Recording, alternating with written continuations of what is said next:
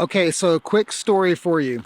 A couple years ago, I had a photo shoot in Jackson, Wyoming during the winter. And while I was out there, I shot as I normally would any other time of the year. I didn't really have much experience shooting winter at the time. I went out there and I did what any photographer that shoots mirrorless does. I underexposed a little bit so that I would save those highlights. And it was very snowy, and shooting underexposed is normal, I feel like, for most mirrorless shooters. But then I got home and I was looking at the images and I was honestly like really disappointed in how they turned out. There's one in particular landscape that I shot as I was driving by the Tetons, and when I went back to review it, there was no amount of editing that was going to save this photo.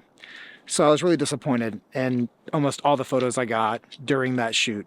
So fast forward a year later, I had a shoot in Yellowstone last winter, and I wanted to make sure that my photos all worked out well. So I was talking to this guy who shoots nothing but wildlife in the snow, does all this winter wildlife, and he's an incredible photographer. And he said there's a trick to shooting in the snow, and that's what I want to cover today. So we're going to take some pictures of my friend Steven. He's going to be my portrait guy today. We're going to take some photos of Steven out right here in the snow, and I'm going to show you how to meter when you're shooting in snow, because it'll change everything if you find yourself shooting in snowy conditions. So we're in Yosemite National Park.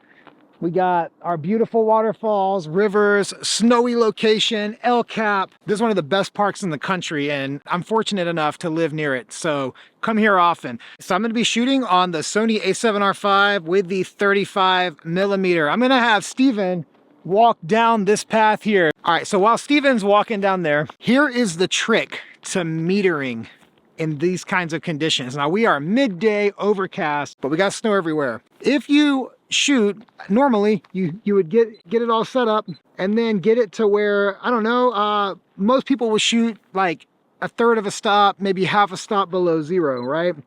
But not in the snow. So rather than looking at our meter at the bottom of the camera, what we're going to do is we're going to use the histogram, and we're going to push all of the histogram data to the very far right so that everything is blown out.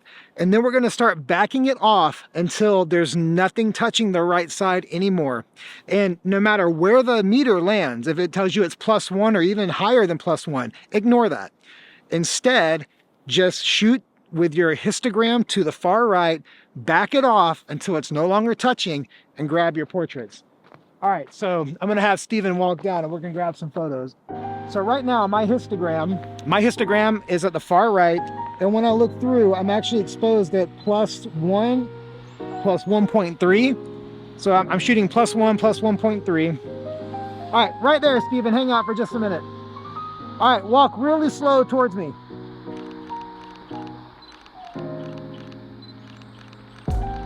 All right, stop right there, go back another 15 feet.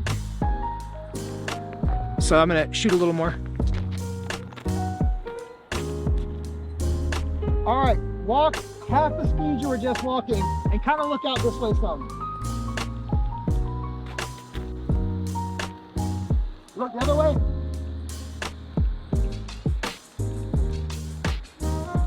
Keep your legs a little closer together. Right there.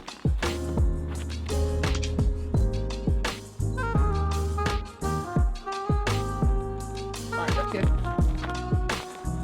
So all of those shots I just took, everything I just shot was metered at like +1 or higher, but my histogram was okay. It was just at the wall, backed off a touch. If you shoot according to the light meter at the bottom, you might get bad photos like I did in Jackson, but when you take a look at these, you're gonna see that everything's bright, clear, the snow is very white and looks really nice, and that honestly is the key to taking great photos in the snow. Make the snow look clean, bright, white. You don't want the snow to look shadowy and dirty. Now, what we have going for us today also is the overcast sky. I don't have any harsh shadows on the ground to deal with. And hey, Steven, come back real quick. I need you to do one more thing for me. we're gonna compare them to another set of photos I'm gonna take right now, where I'm gonna shoot underexposed like I would any other type of scenario and compare the difference. So I'm gonna have Steven walk back over here one more time and we're gonna shoot a normal exposure, underexposed. Okay, so what I'm doing now, I'm still shooting at 2.8. Now my shutter is gonna be significantly higher and I'm going to shoot Steven at negative 0.3, 0.7, or -1. Just a little bit of a range of underexposure here. All right, Steven, you ready? All right, let's go. Slowly walk, there you go.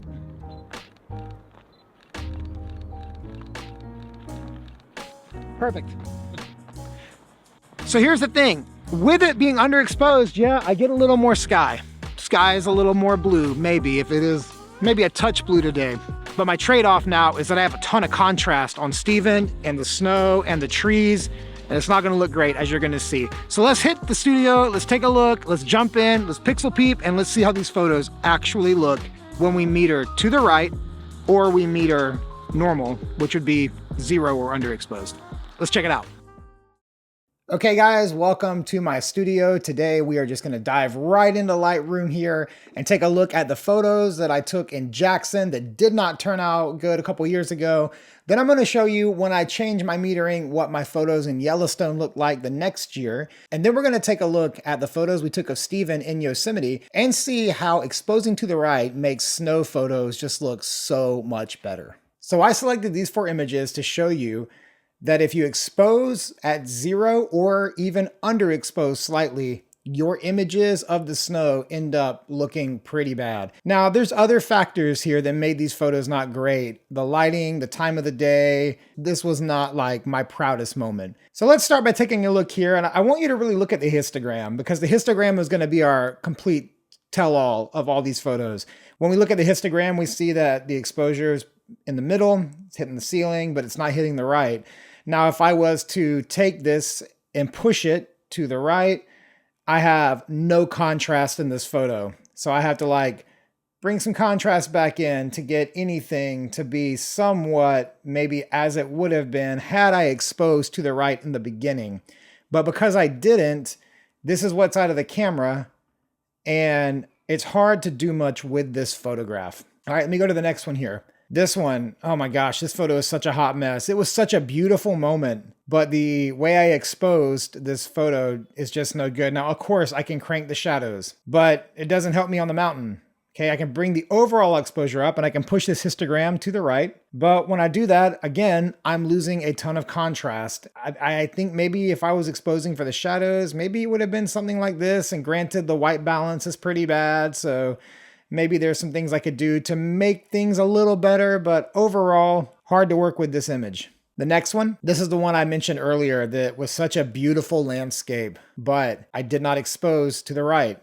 So if you look here, it's a great exposure in regards to the histogram, but it doesn't work in the snow. If I push this to the right over to the wall, you see things get a little better. Maybe I can bring the shadows up, but there's no hope. You may not know this about me, but music is a big part of my life and a part of my background. And one of the things that happens in a music studio, whether you're recording on a great mic or a poor mic, or whether you're a great instrumentalist or you're a bad instrumentalist, garbage in means garbage out. So that means that if you do a bad take in music and you put garbage in, there's no amount of editing or auto-tune or anything that's going to fix the garbage.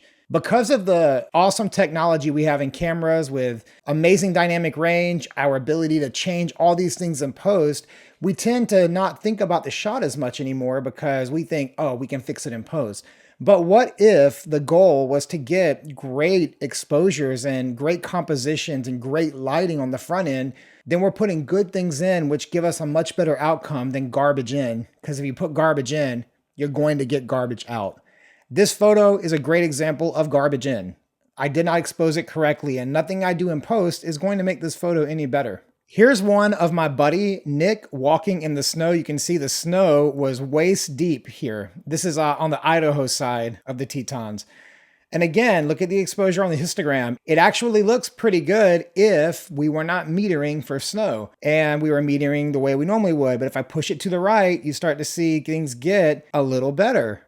Now, this is just increasing this by a stop, stop and a half. This actually looks a little more as I shoot when I shoot in the snow. So in a situation like this, maybe you can bring some back, do a few things in post that will make your photo look better.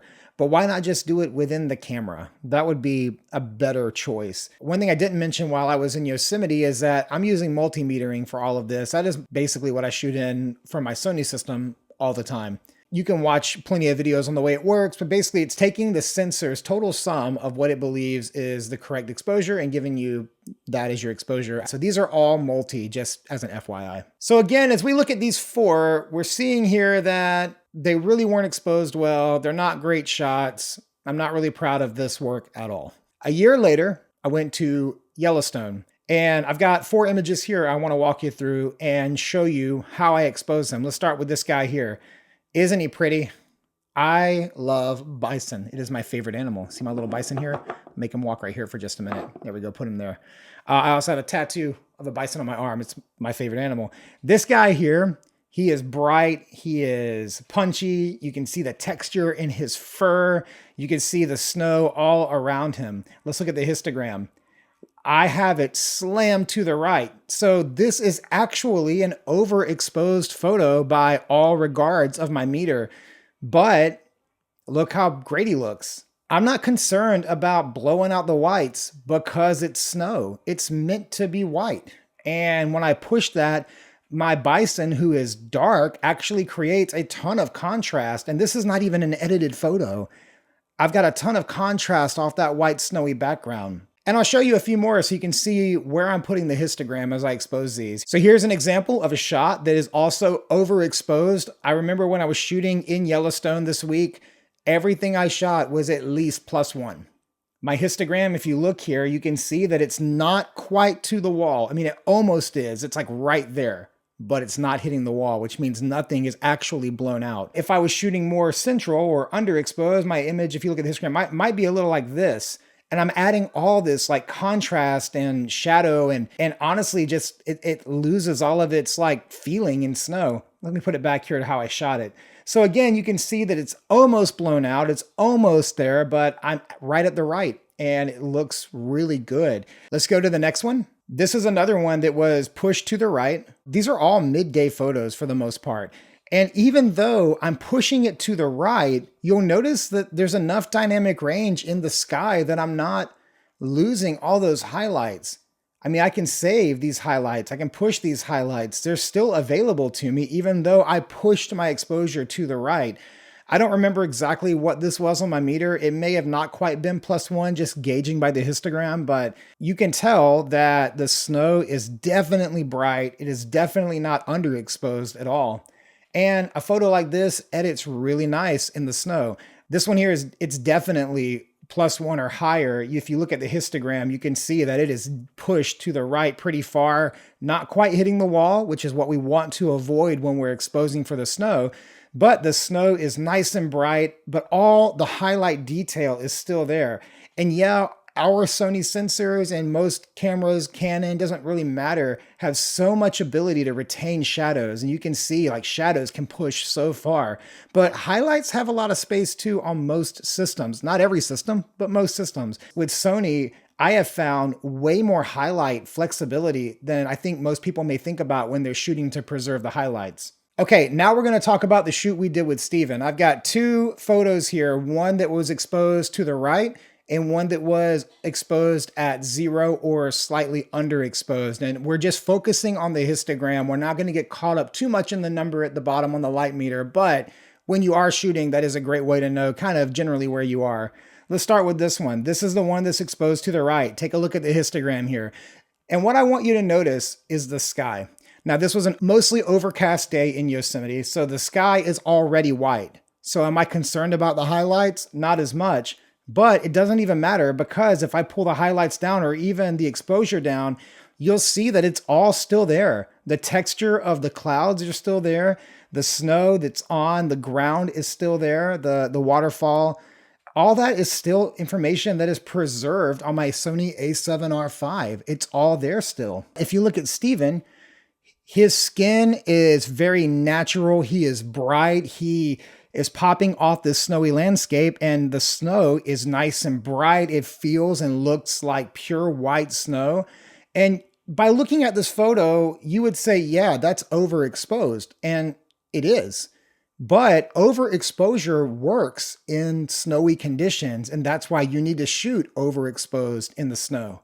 Now let's compare that to this photo, which was shot right at 0. And you can see the histogram here, it's like perfectly in the middle, right? Maybe just a touch to the right. My multimetering is telling me this is a correct exposure. By using multi here, and if I was walking around Yosemite trying to make sure that I shot for the day, if I was shooting at 0, this is what the photo is going to look like. And yeah, let's compare the highlights again. We definitely still have the sky, the texture of the clouds, but we had that on the other shot as well. And if we compare Steven here, look how dark he is. Now I can crank the shadows up, but now I've got this kind of HDR look just to get his skin back. Or maybe I can bring the exposure up and bring these shadows back down and just smoke the exposure out. But when I do that, now I feel like that I'm losing some of the pop that this photo has in it. Because if you look at the trees here, for instance, and even the texture of the waterfall and the mountain, this looks overexposed to me. Just bringing this up, let's just say 2 stops here, right? And let's put these kind of an A and B. So I'm going to put my one exposure here and the other one there. So let's just say that these are identical now. This one is 2 stops exposed higher than the one that I shot straight out of the camera by pushing the exposure to the right. Look at the histogram. They are almost identical. But that said, I had to push this one 2 stops. And what I feel like I'm seeing when I look, especially in the texture up here in the mountain, is this looks a little blown out. This looks overexposed to me. Whereas this one looks a lot more natural. And when I look at Steven's skin and I take a look at the skin tones that are happening here, this one out of the box, let me put this back to 0 here. Like this one's locked and loaded. This one's ready to go. It looks good and I can do my edits on it in my preset. Whereas this one now, I'm going to have to bring it up, around 2 stops. And if I don't get it quite to 2 stops, his skin tone, it's got a little bit of a dark kind of gray, lost a little bit of color even to it. And I mean, we're talking really minute details here. But at the end of the day, why do I want to have to blow out and push the exposure of my photos so much in post when I can just do it right in the camera and get a much better exposure that's going to edit a lot nicer too? And speaking of edit, let's just throw a preset on, throw one of my starting point presets here. You know what? I'm not even going to mess with the exposure on that one. And this one I'm going to have to bring up 2 stops, or not even 2 stops. And now if I compare these side by side, if I look here, especially at this shadowy area here, this photo looks kind of blown out. Like also look at the tree line here. Look at the difference. This one received my presets color a little better than this one did. It's a little dark in the tree line. So maybe I'm going to have to come in here and pull the shadows up a little bit. Maybe I'm missing a little red from it too. My texture up here isn't quite as nice as it is on the left side. Take a look at the wood here. This side over here, my exposed to the right, it has a lot more color in it. This side, because I've had to push the exposure so much, it's kind of desaturated a little bit. And again, you can draw your own conclusions. So as you can see here, just shooting underexposed in the snow and pushing your photos up with the exposure is not giving you the best results. Now, is it okay? Can you do it? Absolutely. You can do whatever you want. You're the artist, you're the creator. You can shoot these 3 under if you want. But if you want the best exposure in the snow, push that histogram to the right. You'll find your presets will work better, your edits will look better, and just in general, your photography workflow when you get into post is going to require less of you than it may if you're shooting at 0 or underexposing. So I hope that as spring is on the horizon and you may have a little bit of an opportunity still to run out and shoot in the snow, that you find this video to be helpful. Just give it a try. Just give it a try and see if you find exposing to the right makes your snowy photos just look a little better. Let me know what you think in the comments below. If you like this video and found it helpful, please do a quick little like. If you're new to my channel, hit subscribe. I'm doing 1 to 2 videos a week if possible. and we're building a community here. I love getting messages from you, and I read every comment. I try to respond to every comment. So thank you for those that engage in the comments or send me messages on my website or my Instagram or anywhere else. Again, thanks for watching. I hope you found this helpful, and we will see you next time. I'm on YouTube. He made it. Seriously, this guy, Steven, he's you'll see him often in my videos.